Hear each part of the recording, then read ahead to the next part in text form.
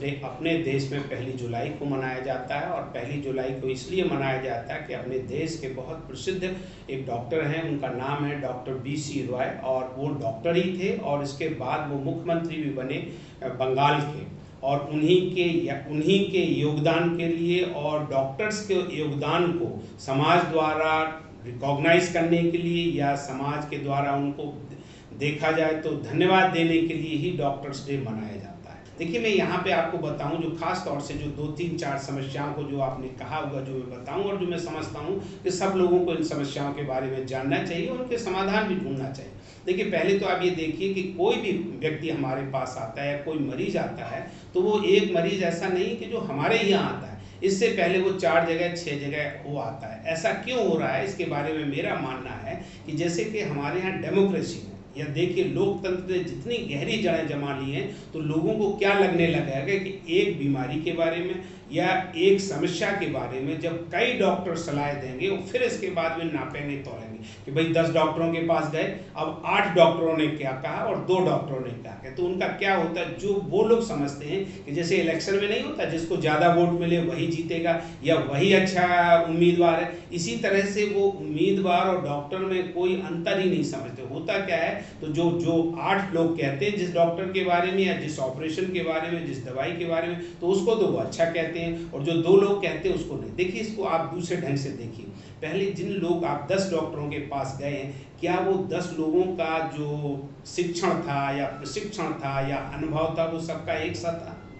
पहले मैं इस बात को बिल्कुल कह सकता हूँ कि 10 डॉक्टर हैं वो एक से नहीं हो सकते। पहली बात, जब वो एक से नहीं होंगे तो उनकी सोच में भी फर्क होगा, समझ में भी फर्क होगा। तो आप कैसे करोगे कि एक डॉक्टर को दूसरे से कैसे तुलना कर जाए? जैसे कि कहावत भी है कि एक सेब को संतरे से आप कैसे कंपेयर कर सकते हो? ये तो तुलना वाली बात ही नहीं, बल्कि पहले तो आपको जब जाते हो तो डॉक्टर्स के बारे में सबसे पहले आपको ये पता होना चाहिए कि भाई उस डॉक्टर्स का नॉलेज क्या है, उसका ज्ञान क्या है, उसकी शिक्षा क्या है, उसका अनुभव क्या है। और जिस तरह से, या फिर हम ये नहीं कहेंगे यही बात है, फिर आती जगह की बात है, तो जहाँ भी आपको लगता है तो पहले आप ये तय कर लीजिए कि हाँ ये अच्छा डॉक्टर है, अनुभवी डॉक्टर है, इसके पास हमें जाना चाहिए और जो सलाह कहते हैं उसको माना जाना चाहिए। ना कि इस ढंग से देखा जाए कि 4 डॉक्टरों ने कहा तो वो अच्छी बात है, एक डॉक्टर ने कहा तो वो अच्छी बात नहीं। तो पहली तो ये है कि बहुत अच्छी बात नहीं। दूसरी बात मैं यहाँ पे बताना चाहूँगा कि आज के टाइम में आप इसको ऐसे देखिए कि बहुत सी समस्याएं आ रही हैं। समस्याएं इसीलिए नहीं आ रही, आप देखिए अंडरस्टैंडिंग की, मरीजों के अंडरस्टैंड की बात देखिए। कई बार तो मैंने देखा हुआ है, हमारे से खुद पूछते हैं, मरीज कहने लगता डॉक्टर साहब आपने तो कोई दवाई नहीं दी। अरे भाई, दवाई किस लिए लिखी जाए? आप कहते हैं मुझे दर्द नहीं है, डॉक्टर साहब बहुत थोड़ा सा दर्द है, डॉक्टर साहब मुझे दवाई की ज़रूरत नहीं। जब दवाई की ज़रूरत नहीं तो दवाई लिखनी क्यों? पहली बात है सोचिए। और दवाई यदि एक दर्द की गोली से आपका दर्द कम हो जाता है तो 10 दवाइयाँ क्यों देनी है? दूसरी बात में बताना है, कुछ लोगों की बिल्कुल आम बात है, खरोंच भी नहीं लगी, सिर्फ उनको गुम चोट लग जाती है, जिसको कहा जाता है कि कहाँ ही उनको इन्फेक्शन नहीं, खरोंच नहीं, बूंद नहीं, डॉक्टर साहब आप कुछ एंटीबायोटिक लिख देंगे, जख्म ना भरे। अरे भाई, जख्म कहाँ से भरे? जख्म हो तभी तो जख्म भरेगा। ऐसा थोड़ी होता है कि धक्का लगे, बस में धक्का लगे, गाड़ी में धक्का लग गया तो आपको इन्फेक्शन हो जाएगा ना। और इस मानसिकता से क्या हो रहा है कि कुछ लोग, डॉक्टर्स भी लोग इस बात को अब्यूज करते हैं और जहाँ अरे भाई चोट लगी है साहब दवाई लें। यस, मैं मानता हूँ एंटीबायोटिक कब दिए जाते हैं, कब हमें अंदर, जैसे कोई मरीज डायबिटिक है, बूढ़ा आदमी, चोट लग गई, चोट इतनी ज़्यादा है कि यदि खून इकट्ठा हो जाएगा तो एक टाइम के साथ इसमें इन्फेक्शन होगी, तब तो हम प्रोफाइलेक्टिक या इसको सोचिए कि मोटी तौर पे, एहतियात के तौर पे तो वो दवाई एंटीबायोटिक दिया जा सकता है। ऐसे क्या जरूरत? देखिए, कोविड महामारी ने कोई हमारे ही देश में नहीं है, पूरी दुनिया में है, लेकिन कभी आपने इस बात को ध्यान दिया? अखबारों में आप रोज पढ़ते हो, कभी आपने इस बात को एनालाइज किया है कि कोविड से मरने वालों की किन लोगों की ज़्यादा संख्या है? ये उन्हीं लोगों को ज़्यादा से इनको तंग किया है या उन्हीं लोगों को ज़्यादा इसकी परेशानी बढ़ी है जिनको कि कई बीमारियां लगी हुई, जैसे डायबिटीज़, हाइपरटेंशन, क्रॉनिक रेस्पिरेटरी जैसे कि एस्थमा की शिकायत, सांस लेने में दिक्कत है, ब्लड जिनका से लिपिड बढ़ा गया, प्रोफाइल बढ़ी हुई है, किडनी की इनको प्रॉब्लम है, इन्हीं लोगों को दिक्कत हुई। तो आपको हम इस माध्यम से ये भी बताना चाहते कि वैसे भी आप जो भी जिन लोगों को इतनी बीमारियां होंगी उनको ये समस्या, इनका हल क्या है? जैसे आपने कहा पहले, देखिए हल बहुत अच्छा है कि ना रहे बांस ना बजे बांस। देखिए, जब हमें डायबिटीज़ होगी ही नहीं, ब्लड प्रेशर बढ़ेगा नहीं, तो बीमार होने की भी तो संभावना कम हो जाएगी कि नहीं। और उसका सबसे अच्छा है कि आप कम खाइए, ज़्यादा काम कीजिए, कसरत कीजिए, योगा कीजिए, संतुलित भोजन कीजिए और मन लगा के काम कीजिए, तो बहुत सी बीमारियां तो ये खत्म ही हो जाएंगी। इसी के संदर्भ में एक आपको और बताना चाहूँगा, स्ट्रेस एक बहुत बड़ा कॉज है किसी भी बीमारी को, और ये साइंस ने भी बिल्कुल कई बार प्रूव कर दिया और पढ़ते भी रहे। 70% बीमारियां स्ट्रेस की वजह से होती है, मतलब तनाव की वजह से होती है।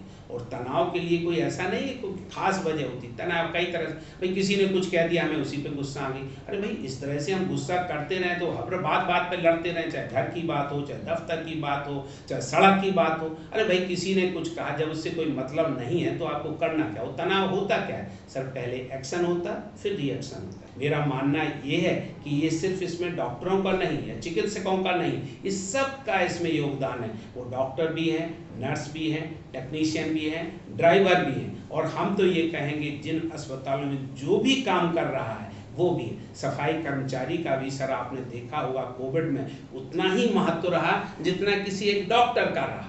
आप सोचते हैं कहीं गंदगी पड़ी हो, सफाई ना हो, तब क्या होगा। तो मेरा मानना है कि हम सब लोगों को, चाहे वो सफाई कर्मचारी हो, नर्स हो, डॉक्टर हो, सब लोगों का यही उद्देश्य होना चाहिए कि हम सब लोगों को अच्छी से अच्छी सेवा दें। यही हमारा ध्येय होना चाहिए और इसी के लिए हमें हमेशा काम करते रहना चाहिए। अंत में मैं आपको एक बात और बताऊंगा, आपने जैसे कहा कि इसमें कितनी समस्याएं हैं। आज के टाइम तो सर सबसे बड़ी समस्या जो हो गई है वो ये हो गई है कि जिसने देखा, मैं आपको एक बताता हूँ, आपने देखा हो डॉक्टर को थप्पड़ मार दी। यहाँ तक डॉक्टर को थप्पड़ क्या है, यहाँ तो आपने देखा होगा काशीपुर में या अभी कुमायूं क्षेत्र में हुआ था, एक डॉक्टर को गोली मार दी ओपीडी में। आप बताइए सर, ऐसा जब होने लगेगा तो कौन लोग डॉक्टरी करेगा सर, और जब डॉक्टर नहीं होंगे तो इलाज कौन करेगा। क्या सब लोग इतने ही वो हैं कि नहीं साहब हमें लड़ने के लिए, और कोई डॉक्टर जब लड़ाई करने लगेगा तो डॉक्टरी कहाँ से करेगा। तो मेरा मानना है और आप सब लोगों से अनुरोध है कि इस तरह का, एक तो डॉक्टरों के ऊपर असॉल्ट या अस्पतालों में जो काम कर रहे हैं उनका असॉल्ट, और अस्पतालों को तोड़ने फोड़ना का, ये बहुत अच्छी बात नहीं। देखिए मैं एक आपको उदाहरण देता हूँ, मैं ऑर्थोपेडिक सर्जन हूँ और मैं ऐसी चीज़ों को बहुतों को देखता रहता हूँ। देखिए साहब, एक एक्सीडेंट होता है जिसमें 5 लोग जाते हैं, और आपने ये भी देखा हो कि जब गाड़ी खाई में गिर जाती है तो 2 लोगों की वहीं पे मौत हो जाती है। आपने ये भी देखा होगा एक रास्ते में आते आते उसकी डेथ हो जाती है, और एक ही आदमी उसे बचता है और एक अस्पताल में भर्ती हो जाता है। अब आप सोचिए कि यदि जो व्यक्ति अस्पताल में भर्ती हो गया उसकी अस्पताल में मौत हो जाती है, तो उसके लिए आप किसको जिम्मेवार बताते हैं। डॉक्टरों की गैर जिम्मेवारी से हो गया सर, डॉक्टर ने निग्लिजेंस की है, अस्पताल में इस शायद की सुविधा नहीं थी, उसमें उस तरह का ध्यान नहीं दिया, डॉक्टर ने ये न कहा, नर्स ने ये गलत इंजेक्शन लगाए। कभी आपने ये सोचा कि एक्सीडेंट कितना खतरनाक था कि जिसमें 3 लोगों की डेथ हो गई, तो क्या एक की और नहीं हो सकती है।